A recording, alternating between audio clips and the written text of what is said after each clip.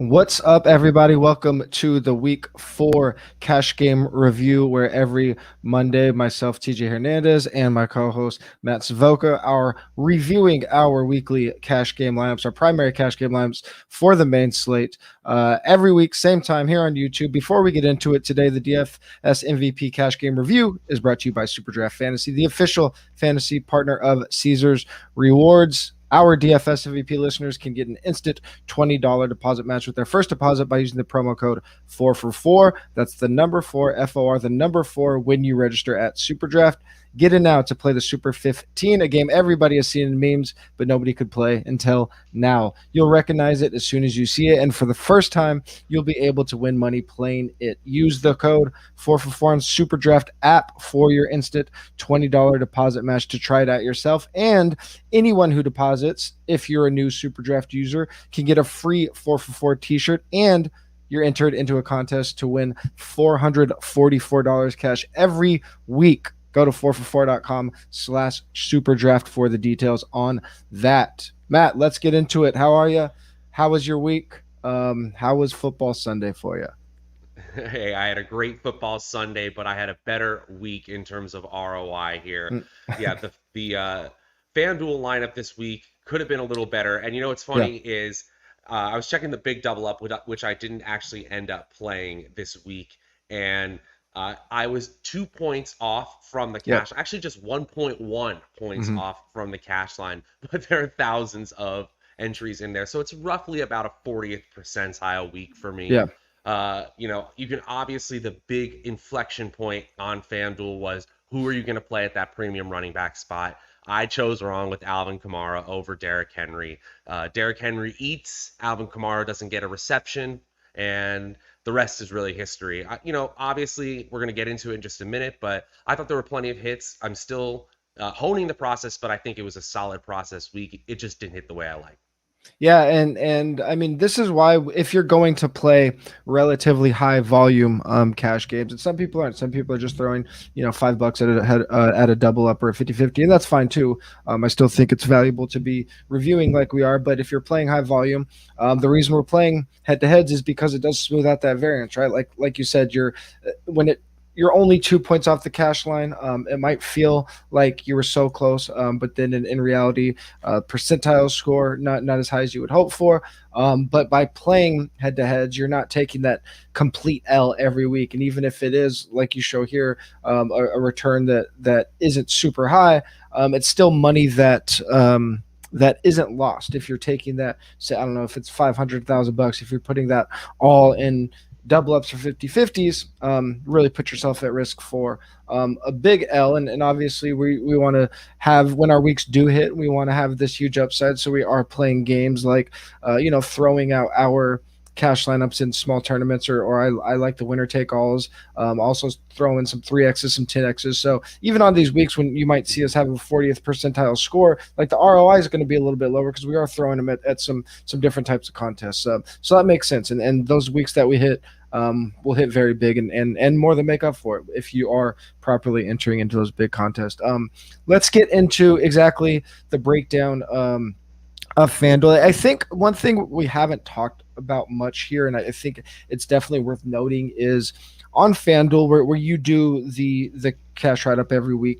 We've talked about salaries, but just because salaries are looser, our player pool at FanDuel is going to be huge compared to DraftKings. So if you look at your article versus my article, if you're a 4for4 subscriber, you're probably going to see 10 to 15 more players in your pool than you are in mine. That's just because you can play every expensive running back. You can play, like, you can just always do that on FanDuel. There's going to be 6 or 7 quarterbacks you can play sometimes. I had 3 in my pool. There is going to be just some more variance on the FanDuel side because of that. But if you want to talk about that, you can. If not, we can get into your hits for week 4. Yeah, I'm actually glad you brought that up. I always look at your article as well for DraftKings as I'm just comparing my thoughts and kind of it's a good benchmark for did I look at the week sort of similarly to you. But one thing I did notice, of course, is just the difference in the number of players. And I am really thinking of our DFS subscribers who are going into our lineup generator, and I want to help them by just saying, here are the players you should check off if you're building for cash builds. And so that's essentially the way I come up with the numbers for the player pool. But I'll be honest, if there's a week that presents itself, and we're about to get into the buys very soon here, Yeah. where it's really obvious, and we've mentioned this on previous weeks, where the positional disparity, like the number of available running backs to the number of available wide receivers that are cash game viable is really different, then we're going to start changing how we're playing our flex pools and things like that. And in terms of hits and misses this week, I really am fine with the fact that of my process getting me to the right game environments. Really, all I was honing down to is where do I think the easiest bankable fantasy production is in terms of a game setting. And I think I did really well there. Yep. In terms of opportunity, we're clearly seeing Derrick Henry on a different opportunity level than anybody else in the NFL right now. I think that's safe to say. But looking at the San Francisco passing game and knowing that attacking the Seattle defense was a good spot to go to. If you told me that from 2 San Francisco receivers, I was going to get 37 points and I could fill out the tight end position without going to Kelsey, I'd take it every single time. So I'm really thrilled with that. You know, we didn't see as much fantasy production from the LA Rams side of things, but I still saw that as a obvious, huge fantasy production spot. Of course, the Cardinals got more on this time. And the most tilting thing, plenty of rushing production available for the Carolina Panthers, but they happen to come from Sam Darnold. Yeah. So that's always fun, of course. Yeah, I mean that's just one of those spots where like Sam Darnold accounting for it. I think it was 4 touchdowns and 2 of them with his legs. Like if you even just get one of those, that kind of starts, like you said, you're 2 points off the cash line. That starts swinging things a little bit. I mean, and as far as your hits go, the one thing, and I was going to talk about this later, but Darrell Henderson going right back into that big workload. I think a lot of people might not have been sure what it was going to look like. Still kind of questionable during the week, and Sony Michel had a nice workload in Darrell Henderson's absence, but I think it's pretty clear after last week now that Darrell Henderson is locked into that full-time role. And Alvin Kamara, I mean, he gets you 12 points, but I mean, he's setting a record for rushes in a game for himself, like almost every week. Like he was never, that was always our knock on Kamara, right? He's never going to be a 20 touch guy. He's a 20 touch guy. And he's one of the few ones in there. Josh Allen, I mean, I guess we'll get into that with the misses, but hard calling that a miss with 21 points. But let's talk about the guys that you either didn't hit on or that you wish you would have landed on. Yeah, well, if anyone listened to our DFS MVP podcast on Friday, you heard how passionately I was talking about David Montgomery. And then, of course, Sunday morning rolls around and you think you figured it all out, and David Montgomery makes his way out of the lineup only to score multiple times. And as you mentioned, Josh Allen, he hit 2.5x. So for a high salary player in a cash game lineup, that's not horrible. That's not lineup breaking. But when you consider that other premium quarterbacks hit better and lower tier quarterbacks hit really highly, that's when a 2.5x from a player like Josh Allen really starts to burn you. So in the context of this week, Josh Allen was a pretty meh play I have written in the show notes. And, you know, one thing I did notice is that defense in general, from a value perspective, was actually pretty tough. Like teams like the Jets and Giants, who ultimately ended up winning, but certainly didn't put up great fantasy production, were popping as value plays, and nothing really felt right except for the Buffalo Bills. And I should have been fine in a case where they are 17-point favorites. And as you saw, absolutely demolished that. I should have been fine going quarterback defense there when I knew how much certainty that would bring me. And then I'm going to go back to this Carolina-Dallas game. We knew it was going to be great from fantasy production standpoint, but DJ Moore was just popping everywhere in every single projection system, every value ranking you could find. DJ Moore looked like a great play. And I think this goes to a bigger point I'm going to make later, but we can't overweight our interpretation and our analysis of defenses, especially right now. This is my second time on the defenses don't matter train. I'm slowly getting on the bandwagon. I don't want to alarm anyone, but ultimately, I think I overweighted my ability to understand the Dallas defense. And you know what? They schemed DJ Moore open plenty. He looked awesome on Sunday. Yeah, I mean, and we'll get to DraftKings. I think we both had we both had Montgomery and Moore in our player pools, and sometimes that's just how it works. You have players in your player pool, and when you start building, they just don't fit in as nicely as you want. And I don't think there was anybody that was a obvious jam in that range. I mean, you had Debo Samuels, probably Debo or DJ call there, and Debo, they were both kind of priced in this range where it wasn't accounting for their workload, priced very similarly, and a lot of times it's hard to get to multiple guys in the same range. I think probably what ends up happening is, we start building and we get a new piece of information. It changes the lineup build. So I think the thing that stands out to me isn't even that you didn't get to Derrick Henry because he was over $10,000, so that's tough to do, and we didn't have a lot of pump plays. I want to get your idea on this. Kittle was questionable late in the throughout the week. Ends up that he's going to play, gets the workload he's expected to have, but then that kind of has a trickle down effect on all of your other positions when maybe you were planning on being able to pay a little bit more for wide receivers or being able to get somebody like a DJ Moore next to a Debo.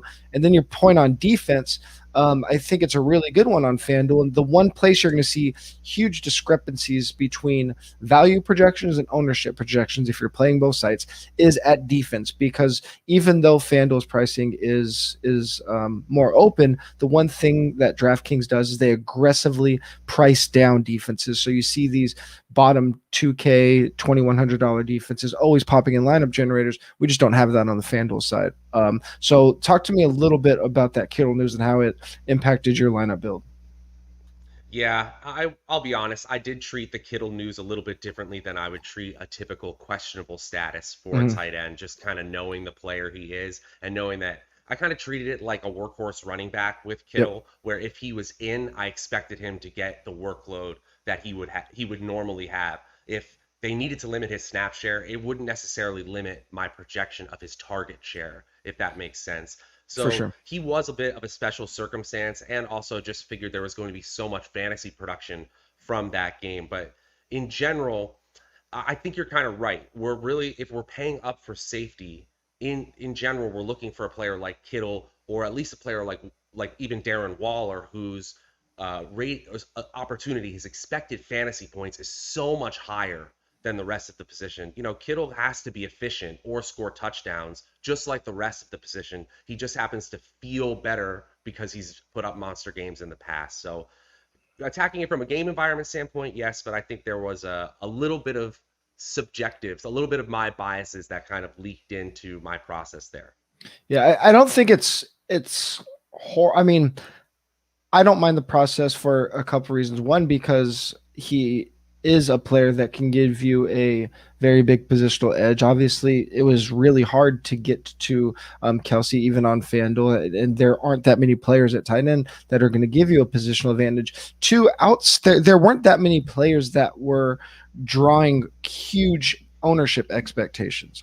There wasn't like a free square clear cut value. The high end players were priced up where it was pretty hard to get to. So I don't think there was, especially on FanDuel, I don't think there was an obvious build in terms of salary allocation at each position, or the difference between playing Josh Allen or going down to like a Jalen Hurts, it has a domino effect. So I don't think you did. I don't think that's a mistake there by getting to Kittle, and even though it did shake up your lineup build a little bit, I don't know that there was an obvious build. But if you didn't roll out Kittle or any other aspect of this lineup, what's something you kind of touched on the D, anything else that you would have changed in this lineup, or anything that you saw that you liked in the winning lineups that didn't really occur to you going into it?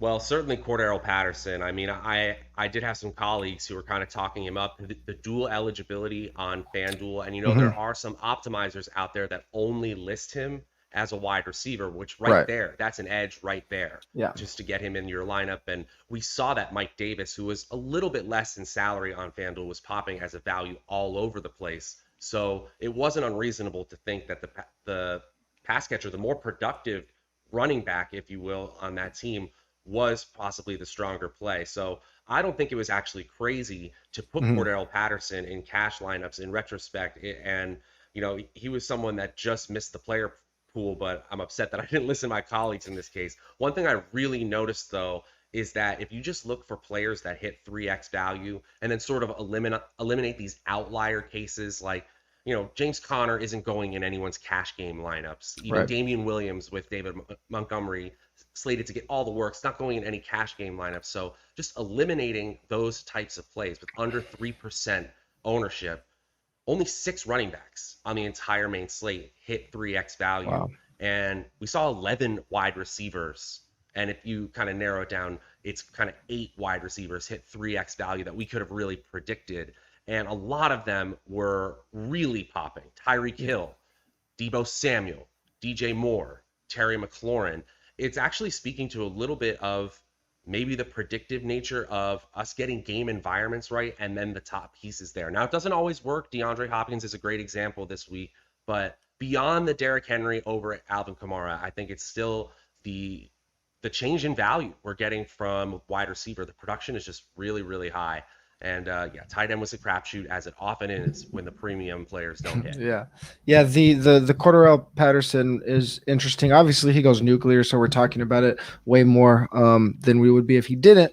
But the dual eligibility note is really important and a really big difference maker, because I believe on DraftKings I think this was unique to FanDuel. He was only listed as a running back on DraftKings, I believe, which makes it way different. I just didn't think there was any way to play him, even though he was popping, and we'll get to DraftKings momentarily. I think it would make more sense on FanDuel, where you could have slotted him kind of wherever you wanted it. And like you said, that thinning running back pool is something I think it's really going to play into how we're playing our cash I'm gonna make games. a larger point about it. In a little bit. Sure. Any last notes on FanDuel before we jump on over to DraftKings? Yeah, it was nice to see a lot of sharp players who were doing similar reviews this Monday, kind of going through the same week, but we're not changing our process. We're still attacking game environments with tons of fantasy points, and although we did it pretty well here, we'll have better results next time. Yeah, for sure. I mean, the process is one where I think as long as we're doing this, and the last couple of weeks we've kind of ping ponged good weeks, bad weeks, and have been pretty honest with the reasons for that. And this didn't feel like a week where anything was egregious. I mean, the players that did go off were in our player pool. Both of our player pools and yours. I mean, the guys you mentioned, if you look at the write-up, they were there. Just didn't necessarily land on them. And when we're rolling out one lineups like you and I do on a weekly level, we are taking on more variance in somebody that might be playing multiple cash game lineups. But I think it probably evens out and ends up being even more beneficial in the long run, because when you do hit, you hit big. And when you're playing multiple lineups and hedging, you're giving yourself a higher floor, but you're also really limiting the ceiling of your week. And I'm always much more concerned in the ceilings of my weeks, because when I go off, I want to be rewarded for it. This week I didn't go off. I had a decent lineup, 45th percentile, so a negative ROI. But again, it was a week where when I look at what I built and my player pool was really tight, it was right there. I swapped to the Falcons defense after I decided that DeAndre Swift and David Montgomery were going to be my primary backs that I was building around, and I had hit the lock button on Derrick Henry and just kind of late news on Disley, and then seeing Corey Davis pop really late in our lineup generator with the Jets being down some pass catchers. Those were like last second builds, that I did, and unfortunately didn't even update them in the article, just because I was literally building up until kickoff.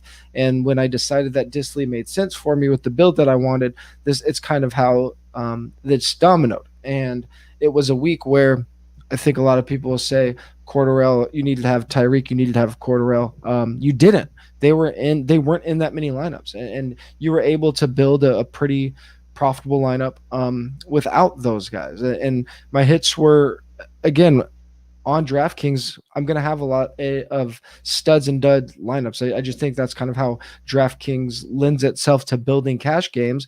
So you're going to have a couple of those snowflake icons on your lineup almost every week. So even though DeAndre Swift doesn't hit, I think I hit on my running backs correctly. The player pool was so small.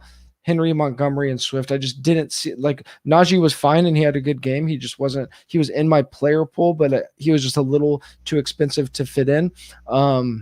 And the another hit was just the 4 for 4 projections in general. Even though this lineup doesn't really like, I didn't stick to the lineup generator exactly. I probably have a better day if I do. Like, the player pools are from these 4 for 4 projections, and they've been really tight. One of my hits was that I was out of town, and again, we talked about this last week. A little bit distracted. I dialed back my action, practice what we preached, and I wanted to just keep firing, and I toned it down, and it would have been pretty close to a break even week anyway. But I dialed it back. So any notes on what happened on DraftKings this week from the positive side? Yeah, the projections have just been great. And, Yeah. one thing I do is I go back to the optimizer, and you can, with some tools out there, you can check what the actual score was. And there were Yeah. so many cash built lineups in the 155 to 185 range. And so, yeah, obviously in our premium Discord, we were actually talking about Corey Davis's viability in that Tennessee and Jets game right before kickoff there. And so I would say to our subscribers, definitely get in there on Sunday morning, because you and I have been talking about our last minute updates, how we're seeing the slate right up until kickoff. That's big. That's really the biggest thing. Yeah, and the way, and this is actually leads right into kind of one of my misses, and it was just thinking through the slate, and how I wanted to build, and this was probably my biggest error of the week. Even though Corey Davis did pop late, and he still ends up getting me 24 DK points, the play in a vacuum is great. The problem with the play that I have is that I knew I was locking in Derrick Henry, and I was probably locking in Akine no matter what. The problem with that is, with Julio Jones and AJ Brown out, I was actually worried about this game environment, the ceiling of the game. Again, obviously Henry and Davis hit for me, but in retrospect, I don't know that I want 3 players from that game. If I think about it that way, I probably go back to the players we talked about, especially DJ Moore is a player that was very high in my player pool all week. And then when I get to this, let me just go to Disley and the Falcons, kind of has that domino effect to where I don't get to DJ Moore. So that's probably my biggest problem with that build. Again, even though Corey Davis worked out for me, I'm actually really upset that I played 3 players for that game, even though they were very good values. And we've talked about this on this podcast, not being afraid to play multiple players from cash games, but that's in a good game environment. I did not like that game environment. It ended up being 27-24. Again, they end up scoring, but the combination of not thinking about that, and then I don't even think Josh Allen was a bad play, but a lot of the value in the lineups were popping when you saved a little bit at quarterback. And again, that just kind of has this domino effect. And I wanted Josh Allen a lot, and I actually don't think that Adams is necessarily a miss. He wasn't the most expensive player on the slate, or the most expensive receiver, and I think he always should be. So I'm actually fine there. But by not paying down for a Jalen Hurts even cheaper, I don't get that cascading effect of getting to some kind. Like, I might end up with like a Debo DJ combination just by not paying for Josh Allen. So I don't know that I don't make this lineup 75 times again in the same exact environment. But it's just an example of the impact it can have, that one player. And maybe on DraftKings, we should be more aggressively trying to pay down or save a little bit at quarterback than just locking in Josh because he's in a good game environment. And that's what ended up happening. Any other thoughts on that before I get into what worked for the winning lineups?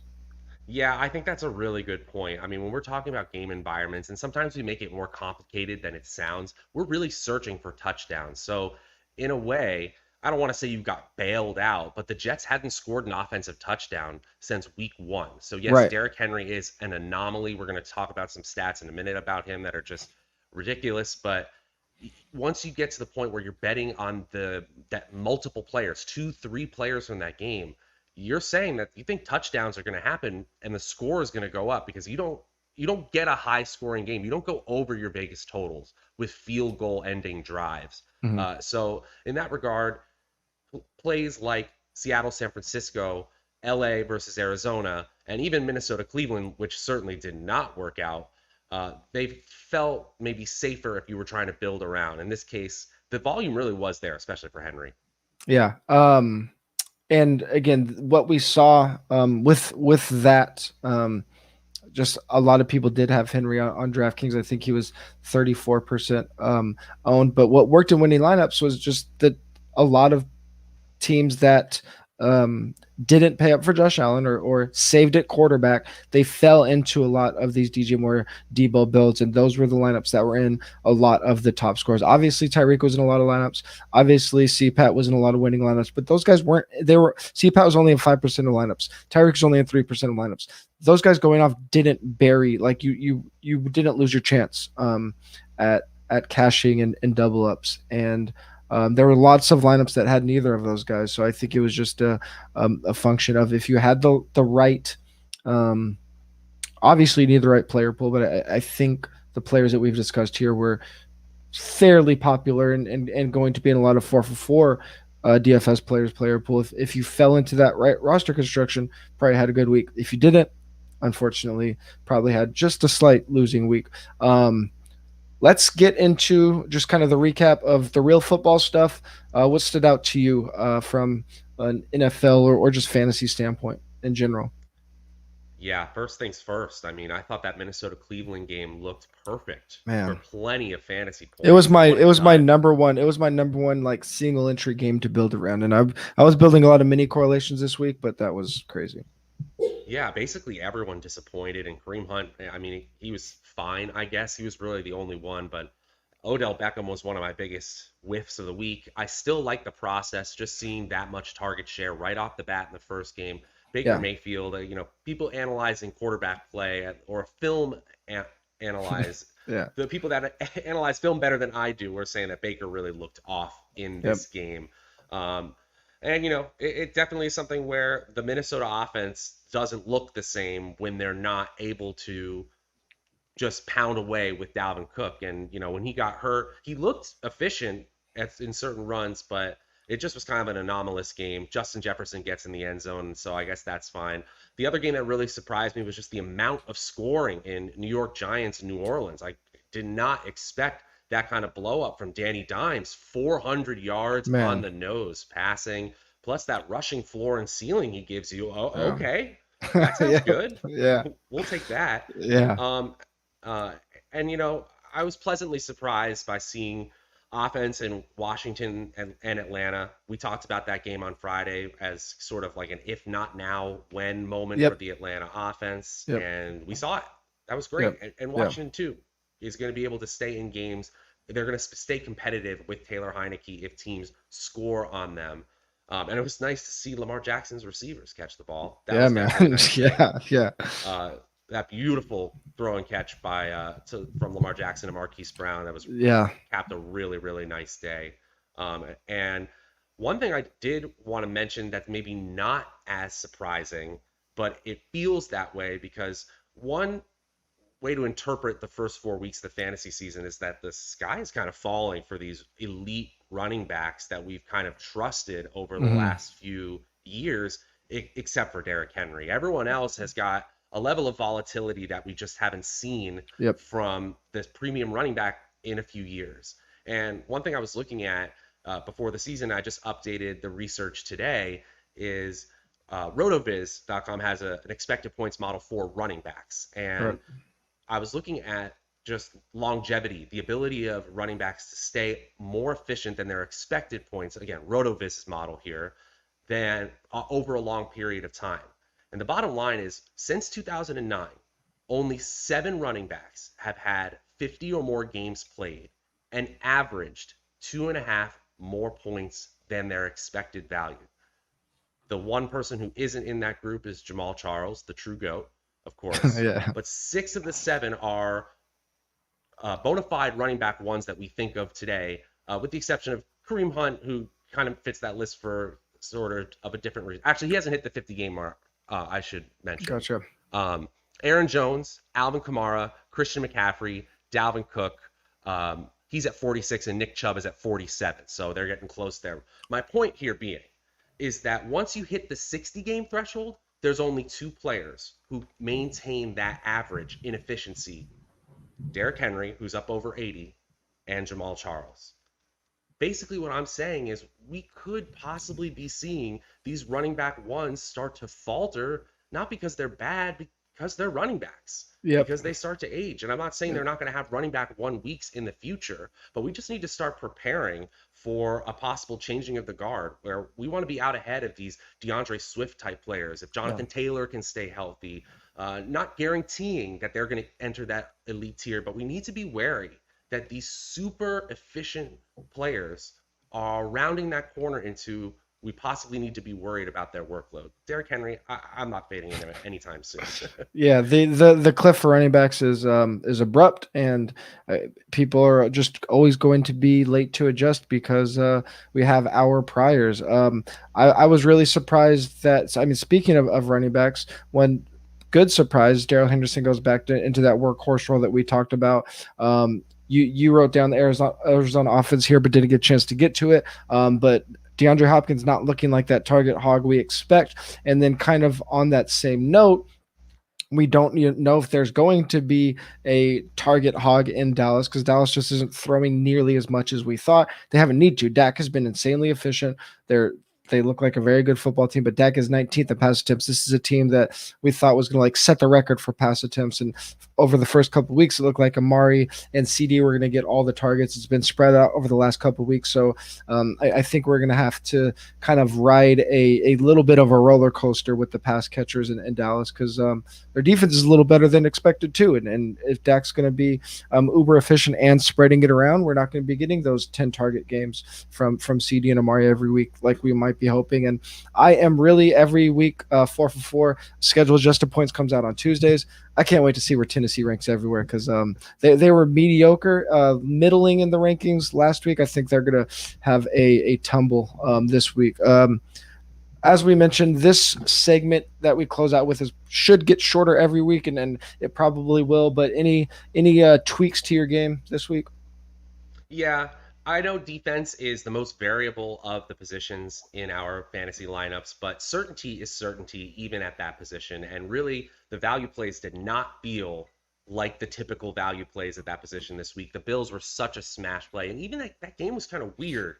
Even though they won 41-0, it felt like they almost underperformed and still won by 40 points. Yeah. So I really think that the Bills defense was just such an obvious play that I should have locked it in and figured out the rest because the salary savings, especially on FanDuel, were there. So I'm going to be conscientious about the weeks that I want to play premium defense. And when that certainty level starts to dip, then I go for the premium defense there.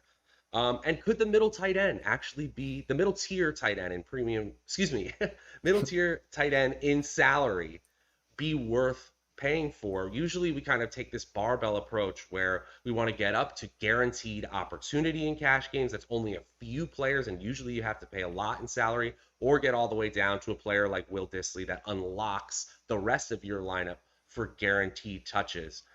I love to see players like Dallas Goedert hit, who based on their previous opportunity, comparing it to salary-based expectation, didn't look good. We mentioned Noah Fant. That was really great as well. Mike Gesicki has a couple good weeks now. So I do think that we have to look at the mid-tier tight end as somewhere we could possibly look. Not every week, but I think going forward, we got to pay close attention there. Yeah, the big thing for me is I saw a lot of wide receiver in flex in DraftKings cash games, and I actually thought about it this week. I didn't land on it, and I don't think it was egregious, but I think it was pretty close this week, and I think it's getting closer every week, especially on DraftKings. The running back pool is shrinking. Now we have David Montgomery and Joe Mixon hurt. Do those guys behind them fall into big workloads? We'll see. But it was already pretty thin at running back, and it's only getting thinner. So especially on DraftKings, I'm going to be considering wide receiver more and more in my flex, which isn't something we've typically done. I want to address this real quick. One of our listeners just off the cash line in DraftKings won about 40% of head-to-heads, no cashes in single entry this week either. And this is something that people have brought up in our 4for4 Discord, and it is a really hard part of the mental aspect of DFS and why we talk about the process here, because we are like an old poker analogy that I try to use. I'm trying to kind of break even between my heaters, and if you're playing single entry tournaments or something like that, it's going to be a little less than break even. But it's those ceiling weeks that really make our seasons, and it's the reason that if you're playing cash games, you need to be making sure you're putting your cash lineups in something small, where if it goes off, you get some extra return for it, because that's real ROI. And if you're taking an approach like we take, where we're only playing one lineup and playing single entry contests, you're going to have more losing weeks than winning weeks. And I know that's a really hard thing for people to kind of wrap their head around, but it's the ceiling weeks that are making our seasons. And if you're able to maintain that, that's why we should be playing a consistent percentage of our bankroll, consistent percent of money in play, so that when you hit, you're properly rewarded for it. And I just want to encourage everybody that we're still really early in the season. Keep the course. I know it could be frustrating, especially if you're new to DFS. I'm almost a decade into this thing, so I'm pretty used to it, and I've pretty consistently seen positive results every season, even with some really consecutive down weeks. So don't get down on yourself. Any last thoughts, Matt? Yeah, I would actually on that particular topic. Guys, remember, when we're only playing the main slate, we're talking about really small sample sizes here, even with 4 weeks of data. And we're talking about how that can help us do our expected fantasy points models with the wide receivers, and our adjusted fantasy points against models are updating. That doesn't mean that we understand everything about these teams and these players, or your skill level at this game. And one thing I do want to say is, the first step in this process, before I suggest the second thing, is really understand your bankroll before I suggest this second part. Big caveat here, really understand your bankroll. But I do wonder if, with the quality of the 4for4 projections, if you're ready to start doing more reps, the Thursday to Monday slate, the showdown slates, if you're doing more cash games than just the main slate cash game, you can simply get more reps with our excellent projections. And that stuff that sort of goes out with the wash in terms of averages, that you're going to see that as the sample size starts to increase. So please remember the first part, which is understand your bankroll. You need to have a totally different mindset when it comes to bankroll management if you're going to start increasing your reps. But just like players who focus on the NBA or MLB who get daily reps with strong projections, you too can increase your reps with the 4for4 projections. You just got to get creative and intelligent with it. Yeah, instead of playing multiple lineups on one slate, just play multiple slates, and you'll naturally hedge without losing upside or taking away that ceiling. Great show again, Matt. Thank you, everybody that's tuning in. If you're enjoying this, please make sure you give it a like on YouTube. Follow the 4for4 YouTube channel. Check out our other DFS shows weekly. DFS MVP, myself and Matt are back at 3 p.m. Pacific time, 6 p.m. Eastern time here on YouTube. Also comes out podcast form every Saturday. Yahoo DFS with Matt Harmon drops on the 4for4 and the Yahoo podcast feeds. GPP Last Look, that is for subscribers only on our Discord. That's with Jordan Vanek at 8 a.m. Pacific time, 11 a.m. Eastern time on Sunday morning. You can join that in the description if you haven't signed up for that yet, right below us here on the YouTube channel. Follow us on Twitter. 4for4 is at 4for4 Football. That's at Draftaholic. I'm at TJ Hernandez. We'll talk to you guys on Friday.